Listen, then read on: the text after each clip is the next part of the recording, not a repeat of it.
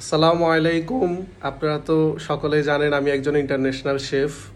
তো আজকে এক জায়গায় এসেছি, সেটা দেখানোর জন্যই মূলত এখানে আসা। আমার ওস্তাদ, যার হাত ধরে আমার রান্নার হাতে খড়ি, তার বাসায় এসেছি এবং তার কিচেনে এসেছি। সে কিভাবে রান্না করে সেটা একটু দেখানোর জন্য। তো আমরা সরাসরি তার কিচেনে চলে আসলাম। স্যার, আপনি আজকে ডিনারের জন্য কি রান্না করতেছেন? আসলে আজকে তো খুব বেশি কিছু করতে পারিনি। আজকে হচ্ছে একটা মাছের ডিম ভুনা, আর হচ্ছে একটা চিংড়ি মাছ দিয়ে ধুন্দুল দিয়ে একটা চাইনিজ ভেজিটেবল। আচ্ছা, এটার সাথে কি কি অ্যাড করেছেন? আসলে এখানে মূলত শুরুর দিকে জিঞ্জার এবং গার্লিক চপ করে দিয়েছি। এরপরে কিছু 4 থেকে 5টা মাঝারি সাইজের হচ্ছে অনিয়ন কুচি করে দিয়েছি এবং 4 থেকে 5টা হচ্ছে আপনার গ্রিন চিলি অ্যাড করেছি যেন ফ্লেভারটা